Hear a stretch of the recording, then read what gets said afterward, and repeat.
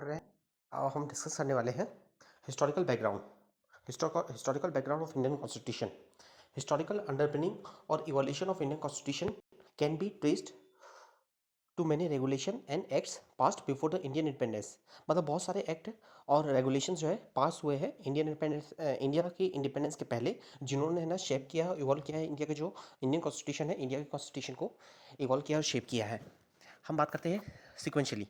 सबसे पहला है कंपनी एक्ट। कंपनी का रूल था 1773 से 1858। फिर उसके बाद क्राउन का रूल था।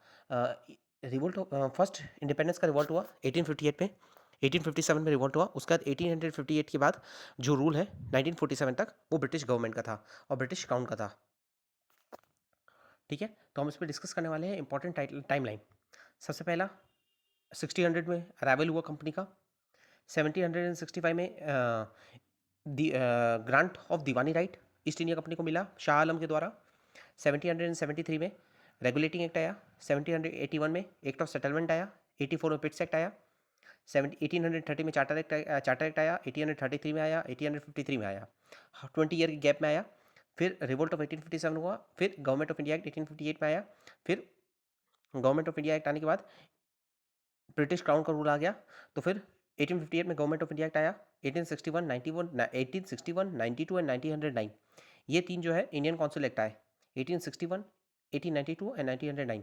फिर 1919 1919 में गवर्नमेंट ऑफ इंडिया एक्ट आया। 1935 में आया। और फिर इंडियन इंडिपेंडेंस एक्ट आया 1947 में। तो पहले था कंपनी रूल था, फिर क्राउन रूल हुआ। ठीक है, गवर्नमेंट ऑफ इंडिया पहले था ये GOI मतलब गवर्नमेंट ऑफ इंडिया, और EIC मतलब ईस्ट इंडिया कंपनी। तो पहले जो था 1858 तक ईस्ट इंडिया कंपनी का रूल था। फिर यहाँ से 1858 से 1947 तक जो था वो उसे हम कहेंगे गवर्नमेंट ऑफ इंडिया या फिर ब्रिटिश क्राउन का रूल, ब्रिटिश क्राउन का रूल और ब्रिटिश गवर्नमेंट का डायरेक्ट कंट्रोल। इसके बाद हम बात करते हैं क्या क्या कॉन्स्टिट्यूशनल डेवलपमेंट हुए कंपनी रूल के अंदर। सबसे पहला है रेगुलेटिंग एक्ट 1773 का। 1773 का इसमें गवर्नर जनरल ऑफ बंगाल बना। Post designate to be governor general of Bengal. जो मद्रास और बॉम्बे जो है वो उनका सबॉर्डिनेशन हुआ। सेंट्रलाइजेशन ऑफ पावर हुआ। सेंट्रल एडमिनिस्ट्रेशन का बिगिनिंग हुई। कोर्ट ऑफ डायरेक्टर जो है was required to report on its revenue civil and military affairs in India. Court of director को जरूरी था कि वो अपनी जो रिपोर्ट सबमिट करे on the revenue civil and military affairs. 1774 में फर्स्ट सुप्रीम कोर्ट सेटअप हुई फोर्ट विलियम में। ठीक है, और वॉरेन हेस्टिंग जो था फर्स्ट गवर्नर जनरल था बंगाल का। ये हो गया हमारा रेगुलेटिंग 1773। फिर 1784 का पेट्स एक्ट आया। इसमें ड्यूअल सिस्टम हुआ, court of director and board of control. Court of director जैसे हम देखते हैं किसी भी कंपनी के डायरेक्टर्स होते, तो ऐसे कोर्ट ऑफ डायरेक्टर ये कॉमर्शियल फंक्शन के लिए थे और बोर्ड ऑफ कंट्रोल ये पॉलिटिकल फंक्शन के लिए थे। दूसरा कैरेक्टरिस्टिक्स की बात करेंगे तो इसमें कंपनी की टेरिटरी को ब्रिटिश पोजीशन कहा गया। और इसमें बात करेंगे तो बोर्ड ऑफ कंट्रोल जो है वो एम्पावर किया गया था उसे कि दस giving British government supreme control over the company affairs. British board of control ने बोर्ड ऑफ कंट्रोल को एम्पावर किया गया था। और जो इंडिया में टेरिटरी थी उसे ब्रिटिश का पोजीशन कहा गया था। पहली बार ब्रिटिश का पोजीशन कहा गया था और ब्रिटिश गवर्नमेंट को सुप्रीम कंट्रोल दिया गया था कंपनी अफेयर्स में। अब कंपनी के अफेयर्स के लिए सुप्रीम कंट्रोल जो है ब्रिटिश गवर्नमेंट के पास था। तो यहीं से जो है ब्रिटिश के पास ब्रिटिश गवर्नमेंट के पास पावर आने लगी थी। हम लोग बोलते हैं कि 1857 ये जो एक्ट था 1784 से, इससे ही ब्रिटिश गवर्नमेंट के पास कंट्रोल आने लगा था। ब्रिटिश गवर्नमेंट के पास अथॉरिटी आने लगी थी इंडिया में जो एडमिनिस्ट्रेशन है उसको कंट्रोल करने की। उसके बाद हम बात करते हैं चार्टर ऑफ 1813 1813। इसमें ब्रिटिश कंपनी की मोनोपोली एंड हुई एक्सेप्ट चाय इन चाइना, टी और चाइना को छोड़ के, चाय और चाइना को छोड़ के। दूसरा फाइनेंशियल प्रोविजन था प्रमोट करने के लिए साइंस और लिटरेचर। ये चीज़ याद रखनी है, फाइनेंशियल प्रोविजन था साइंस और लिटरेचर। ठीक है, एजुकेशन के लिए 1 लाख रुपए अलॉट किए गए। तो इसका इन्फोर्समेंट नहीं हुआ, अलॉट किया गया पर उसका इन्फोर्समेंट नहीं हुआ। उसके बाद बात करेंगे गवर्नमेंट ऑफ इंडिया एक्ट 1833 का। 1833 की बात करेंगे गवर्नमेंट ऑफ इंडिया एक्ट। ये फाइनल स्टेप था सेंट्रलाइजेशन। स्टार्ट हुआ था यहाँ से 1773 से सेंट्रलाइजेशन का फाइनल पीक पहुंचा। ये सेंट्रलाइजेशन स्टार्ट हुआ, ये देखो ये सेंट्रलाइजेशन स्टार्ट हुआ, जा गया, ये पीक में पहुंचा। फिर यहाँ से आप डिक्लाइन करेगा। ठीक है, और फिर गवर्नर जनरल ऑफ बंगाल जो थे, जो 1773 में गवर्नर जनरल ऑफ बंगाल बने थे, वो governor general of India declare वो हो गए। पोस्ट डेजिग्नेशन जो है चेंज हो गया गवर्नर जनरल ऑफ बंगाल से गवर्नर जनरल ऑफ इंडिया। ठीक है, लॉर्ड विलियम बेंटिक जो है फर्स्ट गवर्नर जनरल थे, उनका आधा नाम था सेंट हेलेन इसी को गवर्नमेंट चार्टर एक्ट 1833 को हम कहते हैं सेंट हेलेना एक्ट। ये चीज़ हमें याद रखनी है, ये पूछ सकते हैं, सेंट हेलेना एक्ट। ठीक है। लेजिस्लेटिव पावर जो है गवर्नर जनरल ऑफ बंगाल और गवर्नर जनरल ऑफ बॉम्बे और मद्रास, वो कंप्लीट सबऑर्डिनेशन हो गया, रिमूव कर दी गई इनकी पावर जो है, लेजिस्लेशन की रिमूव कर दी गई। अब सिर्फ गवर्नर जनरल ऑफ बंगाल जो है, जिसे हम अब गवर्नर जनरल ऑफ इंडिया कहते हैं, उसी के पास पावर का कंसंट्रेशन हो गया। तो कंसंट्रेशन अपने पीक पे था। ठीक है, ये पीक पे आ गया कंसंट्रेशन। उसके बाद हम बात करेंगे, इसमें फील्ड अटेम्प्ट हुआ था, सिविल सर्विस में ओपन कंपटीशन के लिए फील्ड अटेम्प्ट था। ये फील्ड अटेम्प्ट था पर अटेम्प्ट हुआ था। लॉ कमीशन सेटअप हुआ लॉर्ड मकाउले के अंडर। ठीक है, जिसने कोडिफाई किया इंडिया में लॉस को, और इसने एंड किया ब्रिटिश की मोनोपोली। चाहे चाइना में, जो हमने 1833 में 1813 में कंटिन्यू हुआ था, चाहे चाइना के लिए कंटिन्यू किया गया था मोनोपोली, ये वहाँ उसको भी डिसकंटिन्यू कर दिया। फिर है 1853 की बात करेंगे तो फर्स्ट टाइम जो है लेजिस्लेटिव एग्जीक्यूटिव पावर जो है गवर्नर जनरल ऑफ काउंसिल की सेपरेट की गई। लेजिस्लेटिव एग्जीक्यूटिव पावर सेपरेट की गई। इससे बिगनिंग हुई पार्लियामेंट्री सिस्टम की। तो पार्लियामेंट्री सिस्टम इसमें बिगनिंग हुई, ये याद रखनी है हमें। पहला है पार्लियामेंट्री सिस्टम की बिगनिंग हुई। इसमें इंडियंस को अलाउ किया गया कोवर्नेटेड सिविल सर्विस में, allowed in covenanted civil service. Covenanted civil service में इंडियंस को अलाउ किया गया, दूसरा पॉइंट। तीसरा पॉइंट, लोकल का रिप्रेजेंटेशन फर्स्ट टाइम इंट्रोड्यूस हुआ। Local representation first time introduce हुआ। तो इस पर 3 पॉइंट याद रखने हैं। एक तो पहला तो है पार्लियामेंट्री सिस्टम, दूसरा है कोवर्नेटेड सिविल सर्विस, और तीसरा है लोकल रिप्रेजेंटेशन। फिर उसके बाद हम बात करेंगे government of India act 1858। Government of India act 1858 की बात करेंगे तो इसमें पावर जो है ट्रांसफ़र हुई गवर्नमेंट ऑफ इंडिया को from company. Government of India को पावर ट्रांसफर हुई ब्रिटिश, पहले कंपनी के, ईस्ट इंडिया कंपनी के पास पावर थी, अब ट्रांसफर ऑफ पावर हुई। पहला है ट्रांसफर ऑफ पावर हुई। दूसरा, गवर्नर जनरल ऑफ इंडिया जो है उसे हम वाइसरॉय कहने लगे, और फर्स्ट वाइसरॉय कैनिंग थे। और secretary of state, SOS secretary of state establish हुआ। सेक्रेटरी ऑफ स्टेट इस्टेब्लिश हुआ। ये 15 मेंबर बोर्ड था, 15 मेंबर बोर्ड था, जो कैबिनेट, एक कैबिनेट मंत्री मिनिस्टर था, ब्रिटिश पार्लियामेंट में कैबिनेट मिनिस्टर था, उसको रिकमेंड करते थे। ठीक है, तो ये सेक्रेटरी ऑफ स्टेट बना, और इसने अबॉलिश किया कोर्ट ऑफ डायरेक्टर और बोर्ड ऑफ कंट्रोल जो एस्टेब्लिश हुआ था 1784 में पेट एक्ट से। ड्यूअल गवर्नमेंट, ड्यूअल पॉलिटी और ड्यूअल गवर्नमेंट जो एस्टेब्लिश हुआ था, इसको इसने अबॉलिश कर दिया। तो ये चीज़ हमें इतनी याद रखनी है। ये हो गया 1858 से। उसका बात करेंगे इंडियन काउंसिल एक्ट 1861। 61 में रिप्रेजेंटेटिव इंस्टीट्यूशन बनाइए।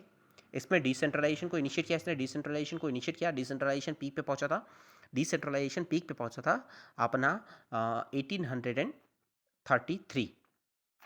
इस पे ये पीक पे पहुंचा था, तब से ये डिक्लाइन हुआ। और अब जो इसने जो है डिसेंट्रलाइजेशन 1866 ने जो है डिसेंट्रलाइजेशन को इंट्रोड्यूस किया।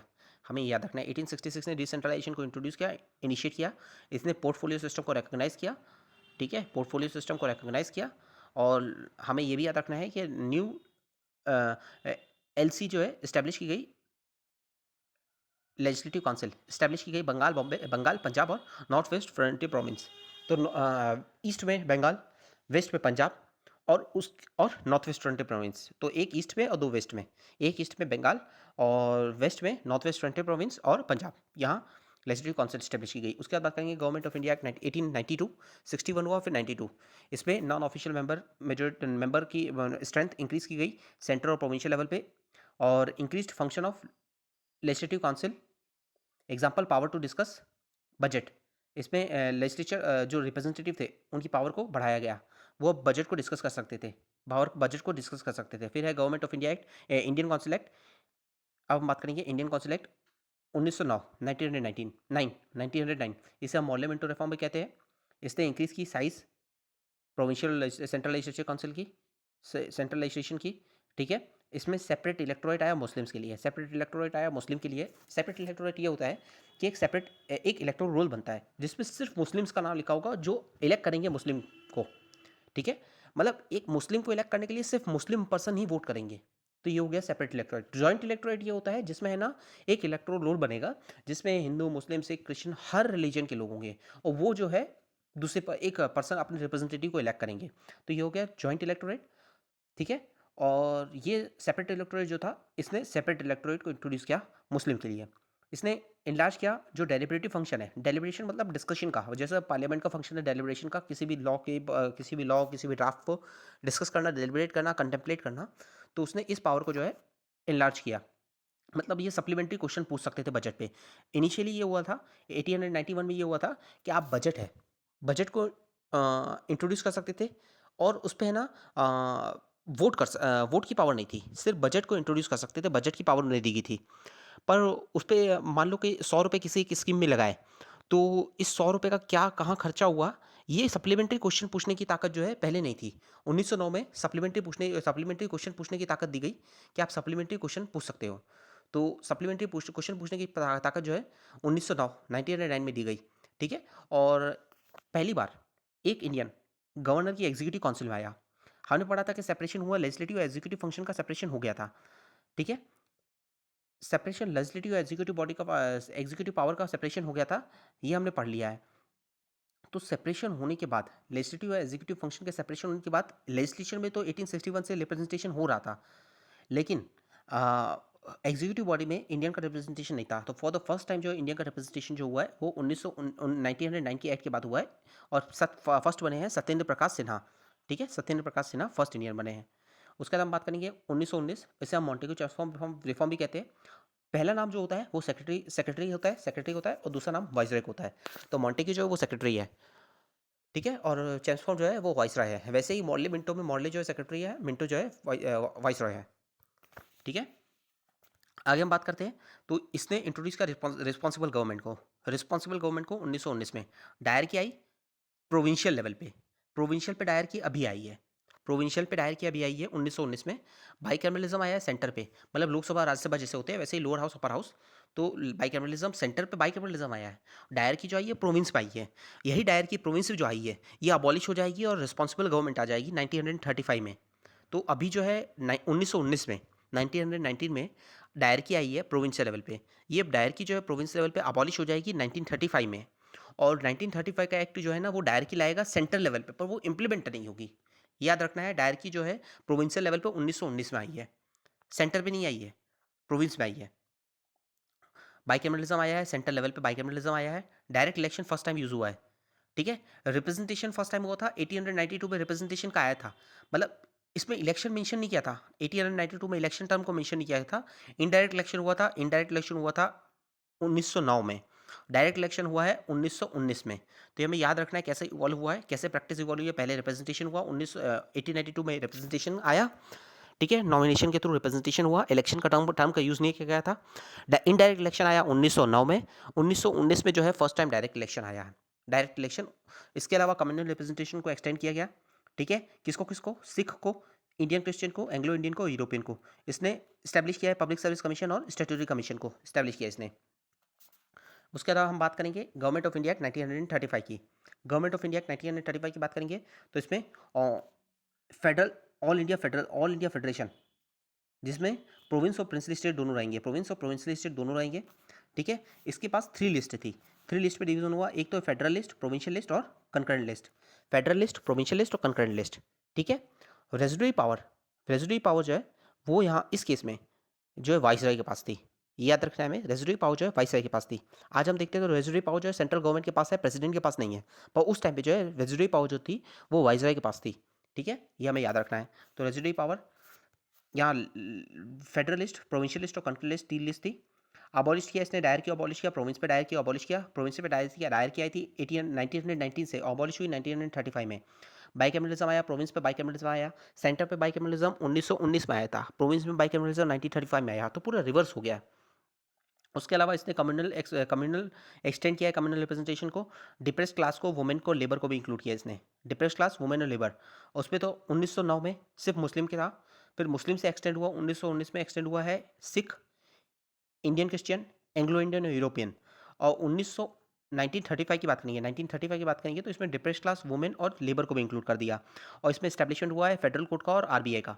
याद रखना है, फेडरल कोर्ट का, आरबीआई का। फेडरल प्रोविजन की कोई भी बात करें तो वो 1935 में एक्सपांड हुआ है, इंट्रोड्यूस हुआ है, एक्सपांड हुआ है। फिर बात करेंगे government of India act 1935। Government of India act 1935 इस गवर्नमेंट ऑफ इंडिया। फिर हम बात करेंगे Indian independence act of 1947। British rule को एंड किया, जो ब्रिटिश पैरामाउंसी थी उसको एंड किया, पैरामाउंसी को एंड किया। अबॉलिश किया वाइसरॉय के ऑफिस को और सेक्रेटरी ऑफ स्टेट को। अबॉलिश किया वाइसरॉय के ऑफिस को और सेक्रेटरी ऑफ स्टेट को। एम्पावर किया इसने एम्पावर किया कॉन्स्टिट्यूएंट असेंबली को फ्रेम करने के लिए, अडॉप्ट करने के लिए कॉन्स्टिट्यूशन को, एम्पावर किया कॉन्स्टिट्यूएंट असेंबली को। इसने फ्रीडम दिया, तो फ्रीडम दिया प्रिंसिपल स्टेट को कि वो ज्वाइन कर सकती है डोमिनियन ऑफ पाकिस्तान और India to remain independent. Dominion या तो इंडिया का, या तो पाकिस्तान का, या तो रिमेन इंडिपेंडेंट, ये इसने अलाउ किया था। ये चीज़ याद रखनी है कि इसने अलाउ किया था, दो ऐसा हुआ नहीं। ऑलमोस्ट सभी ने जो है इंडिया को ज्वाइन किया। ठीक है, ऑल प्रिंसिपल स्टेट ने इंडिया को ज्वाइन किया। 3 बच गए थे जिन्होंने 1947 आफ्टर इंडिपेंडेंस ज्वाइन किया, पर सभी ने इंडिया को ही ज्वाइन किया। ऑल प्रिंसिपल स्टेट ने इंडिया को ज्वाइन किया। ये सरदार पटेल की जो है माइंडफुलनेस टैक्टिक्स थी। ठीक है, जिससे सभी प्रिंसिपल स्टेट ने इंडिया को ही ज्वाइन किया। तो इसे हम बोलते हैं बेट और थ्रेट। बेट और थ्रेट, बेट और थ्रेट की टैक्टिक्स। ठीक है, अब हम बात करेंगे कॉन्स्टिट्यूशन मेकिंग, कैसे हमारा कॉन्स्टिट्यूशन जो है एग्जिस्टेंस में आया। इसके लिए कॉन्स्टिट्यूएंट असेंबली की बात करेंगे, तो मेकिंग ऑफ कॉन्स्टिट्यूशन की बात करेंगे, तो इंपॉर्टेंट टाइपलाइन जो कॉन्स्टिट्यूएंट असेंबली से रिलेटेड है। कॉन्स्टिट्यूशन असेंबली से रिलेटेड सबसे पहले 1906 में idea of constituent assembly was implicit in the demand for Swaraj. Swaraj की डिमांड 1906 में जो थी, उसमें आइडिया ऑफ कॉन्स्टिट्यूएंट असेंबली जो था वो इम्प्लिसिट था, मतलब एक्सप्लिसिटली डायरेक्टली मेंशन नहीं था, पर वो एक इम्प्लिसिट था, मतलब समझ में आ रहा था, एक फील हो रहा था। फिर 1934 में एम एन रॉय ने एक्सप्लिसिटली से मेंशन किया। 1935 में इंडियन नेशनल कांग्रेस ने ऑफिशियली डिमांड किया कॉन्स्टिट्यूएंट असेंबली को। 1940 में अगस्त ऑफर ने डिमांड जो था कॉन्स्टिट्यूएंट असेंबली को, उसको एक्सेप्ट किया इन प्रिंसिपल। 1942 में क्रिप्स ने एक्सेप्ट किया डिमांड कॉन्स्टिट्यूएंट असेंबली की, बट मुस्लिम लीग ने रिजेक्ट किया प्रपोजल को। 1946 में कैबिनेट मिशन जो था, उसने पुट फॉर्थ किया स्कीम कॉन्स्टिट्यूएंट असेंबली के लिए, विच मोर और लेस सेटिस्फाइड किया, जिसने मुस्लिम लीग जिससे सेटिस्फाइड हुई। 1946 नवंबर में कॉन्स्टिट्यूएंट असेंबली सेटअप हुई अंडर कैबिनेट मिशन। तो अल्टीमेटली कॉन्स्टिट्यूएंट असेंबली जो है वो सेटअप हुई अंडर कैबिनेट मिशन। ठीक है, जवाहरलाल नेहरू ने रिमूव फिर हम बात करेंगे उसके बाद आगे कैसा इवोल्यूशन हुआ। 9 दिसंबर 1946 को फर्स्ट मीटिंग हुई कॉन्स्टिट्यूएंट असेंबली की, जिसे प्रिसाइड किया सचिदानंद सिन्हा। ये ओल्डेस्ट प्रैक्टिस है, ये ओल्डेस्ट मेंबर, और ये फ्रेंच प्रैक्टिस है। इसमें क्या होता है कि जो ओल्डेस्ट मेंबर होता है वो हेड करता है, वो प्रिसाइड करते हैं। तो डॉक्टर सचिदानंद सिन्हा जी जो थे उन्होंने इसको प्रिसाइड किया। और फिर अल्टीमेटली जो है लेटर क्या हुआ, राजेंद्र प्रसाद जी जो है और एच.सी. मुखर्जी ये इलेक्ट किए गए प्रेसिडेंट और वाइस प्रेसिडेंट, मतलब राजेंद्र प्रसाद जी प्रेसिडेंट और एच.सी. मुखर्जी वाइस प्रेसिडेंट की तरह इलेक्ट हो गए। 1946 में जवाहरलाल नेहरू जी उन्होंने मुँह किया हिस्टोरिक ऑब्जेक्टिव रिजोल्यूशन, जो यूनानिमसली अडॉप्ट किया गया 22 जनवरी 1947 को। 22 जनवरी 1947 को यूनानिमसली अडॉप्ट किया गया। 1947 में इंडियन इंडिपेंडेंस एक्ट आया, पास हुआ, जिसने ब्रॉड किया चेंज इनटू कॉन्स्टिट्यूएंट असेंबली। पहला, कॉन्स्टिट्यूएंट असेंबली फुली सोवन बॉडी बनी। दूसरा, ये लेजिस्लेटिव, अगर ये लेजिस्लेटिव बॉडी की तरह वर्क करती तो इसे हेड करते जीवी मावलंकर, जैसे आज के टाइम पे स्पीकर है, उस टाइम पे ये जीवी मावलंकर उसे हेड करते थे। और अगर ये एज अ पार्लियामेंट वर्क करती थी, अगर ये नॉर्मल लॉ बना रही है, ऑर्डिनरी लॉ बना रही है, तो एज अ पार्लियामेंट वर्क कर रही है। और ये कॉन्स्टिट्यूशन फ्रेम कर रही है, तो एज अ कॉन्स्टिट्यूट बॉडी की तरह वर्क कर रही है, कॉन्स्टिट्यूएंट असेंबली की तरह वर्क कर रही है। इसकी स्ट्रेंथ जो है रिड्यूस टू 389 से रिड्यूस होकर इसकी स्ट्रेंथ 299 हो गई। ठीक है, मुस्लिम लीग के मेंबर जो उस एरिया से आते थे, जो पाकिस्तान में इंक्लूड हो गया, उस एरिया के मेंबर जो है उससे विड्रॉ हो गए, तो अब इसकी एक्चुअल स्ट्रेंथ जो है 299 हो गई।